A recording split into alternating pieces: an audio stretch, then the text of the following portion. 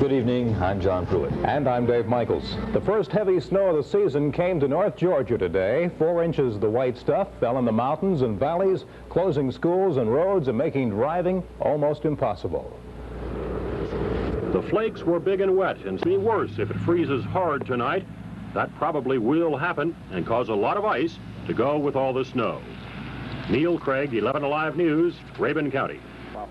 Needless to say, there are a lot of people, mostly kids I'm sure, who would like to know why North Georgia got the snow and we here in the Atlanta area did not. And that's the question we turn over to forecaster Russ Minshew. Well, you know, Dave, for a couple of days we talked about how critical the Alive News. If the Georgia Power rate hike from yesterday prompts you to turn your lights off, you are not alone. Georgia Power told us today that electricity use in Georgia is being cut significantly. In case you can't tell from the sound of my voice, I have a cold. A Reidsville State Prison guard has been fired for letting 2 prisoners beat up another prisoner. 60-year-old Garth Womack is a 22-year veteran at Reidsville. An investigation is said to have turned up the information that Womack allowed the inmates out of their cells to attack the other prisoner. Getting a suntan in winter is not easy unless you take a quick flight to Miami or the Bahamas, and that's expensive. Now, for only a minute a day, you too can get that golden tan right here in Atlanta. Just for a moment, take yourself out of this miserable January drizzle. As the Russians continue their military push in Afghanistan, the president tries to decide how we should react. One idea has been to boycott next summer's Moscow Olympics. We asked Atlantans today if that's a good idea. When we get back to the 11 Alive newsroom, Russ Minshew will be here to tell you about how he predicted snow. You'll meet this week's Friday's Child, a youngster who needs parents. The body of a Dublin radio station executive is found, and Hal Suit says children should be taught a code of ethics. There's more when we get back. Friday. Thank you, Ross. More than $1 million worth of customized cars, vans, and motorcycles are now on display at the World Congress Center. Over 250 vehicles are competing this weekend for points in the 13th annual World of Wheels competition. These cars and trucks are judged all over the country. Their owners hope to make it to the final competition in Las Vegas. For some of the owners, the competition is just a hobby, but for others, it's a full-time job. Year-round job, practically. How many hours a week do you put into this thing? Well, we work all 5 divisions of ISCA. I don't know if a lot of people know what that is, but we've been up in Canada for 6 weeks doing shows up there, and we've already finished the Pacific Coast Division. We'll do 32 shows this year with it. If you've ever fantasized about owning a customized car, you'll probably see the car of your dreams at the World Congress Center this weekend, and you'll even see some cars you wouldn't want to dream about. The show opened this afternoon and continues through Sunday. In his journal tonight, Hal Suit talks about the attitudes in our society today toward any rules for living. All of us are guilty of looking at ourselves. Dave Michaels is at the scene. Dave? Well, John, it happened around noon here at Margaret Mitchell Square. A young secretary was heading back to her office after stopping off for a donut.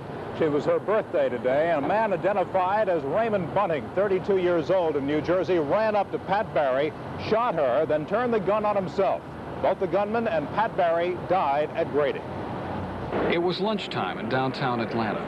People were walking up and down Peachtree deciding where to eat. Pat Barry was celebrating her 26th birthday. She had just picked up a donut and was returning. It's pullout from the area. Len Pagano, 11 Alive News. This is a famous and busy section of downtown Atlanta. Thousands of women are in the vicinity every day working or shopping. Now, I talked to some of these women this afternoon to sample their feelings about what happened here today and to see if in any way it increases their fear of being in downtown Atlanta. Well, it scared me, but I went outside and everything seemed normal after it happened. So this won't change your mind about being downtown? I don't like it, but I have to come down here to work. I won't go out as much from the office. You know, usually I go out for lunch. And should women in downtown Atlanta have any fear at all? I think so. Do you have any fear at all being down here? Well, I didn't until this afternoon. I'm a little wary, but I'll get over it. You didn't have any before, though? Correct. Did you ever have that fear before? Never. Not until now. Not until this has happened. It's too scary. It's gotten to the point where you don't know what's going to happen. And it's a continual thing. It's happening daily, always. It never stops. And something has got to be done. There should be a policeman on every corner. But Atlanta police say that statistics now show the crime rate is declining. The rise in major crime in the third quarter of 1979 was only 8%. This is considerably lower than the increase in the first 2 quarters of the year. The murder rate, however, is still sky high, with 183 homicides so far. Yet that's better than the rate at the same time in 1973, when it was a whopping 207. Daddy King says part of the reason Atlanta continues to record such violent crimes is because white policemen are not supporting the black police chief. Reverend King says he suspects some white police are systematically trying to undermine their black superiors, causing police to be ineffective in quelling violence. This society does not want a black man, the top man of this town. Yeah. I don't know what they're doing over there, those whites in the police force. They can't do what they'd like to do. I don't know what leaks we got from the whites on the police force, to tell you the truth. This is a racist society.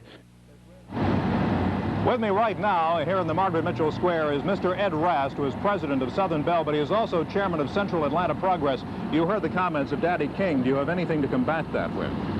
Well, yes, I am unable to connect this incident with any breakdown in law and order in Atlanta or any deficiency of the police department. It seems to me that here was the work of a madman, and no amount of police protection could have prevented this thing from happening. So you're saying it's just a 1 in a million shot? 1 in a million shot, and the man did his own punishment. He committed suicide, so he's not a menace to anyone anymore. Now, obviously, a tremendous amount of women work for the Southern Bell Company, and you are building new headquarters up by the Fox Theater, and Georgia Pacific will be building their headquarters right across from where we are. Is there anything to fear for the women who work in downtown Atlanta? Oh, I think not, and certainly this incident should not bring on any new fears that we have a certain amount of, an unusual amount of crime in Atlanta, but I think it's being handled effectively and will be handled more effectively, and to the best of my knowledge, our employees generally are not fearful of working downtown. Thank you, Mr. Ed Rast, for your comments. Back to you, John, in the studio. All right, Dave, thank you very much. There is no doubt that prices are up, and it's impossible to spend much time in a shopping mall without realizing you're paying more this year for the same things you bought last year. Some shoppers at a Cumberland Mall stopped long enough to hear President Carter talk about his request for economic sanctions against Iran, but for most of them it was shopping as usual, hurried, harried, and frenzied, and expensive. It's like this at almost every shopping center we checked, and those busy people on the other side of the counter say it's going to be heavier this weekend. I'm busier than I've ever been in my life. Worst day of the year so far? Not really the worst day of the year. It's very, very pleasant, but very busy. Is it going to get busier, say, Saturday and Monday? We hope so. We hope so. What's it been like today? Hectic. Hectic? Yes, sir. It's been very busy. Is it busier than the other day so far? Not really. It's just about average. Is it going to get worse this weekend? Hopefully. Is it worse than any other day, or what? Sure is. Is it going to get worse this weekend? I hope not. I hope it clears up. It's very busy out here. Where are they getting all the money? I don't know. Everybody's got a lot of money, though. No matter what shopping center you're shopping at in these last few days before Christmas, you have a feeling the whole city is out here with you. And the people that I saw today and the people that I spoke with, they don't seem to be worried too much about how much they're spending. But I'm sure they're worried about how they're going to find their car when they get out here.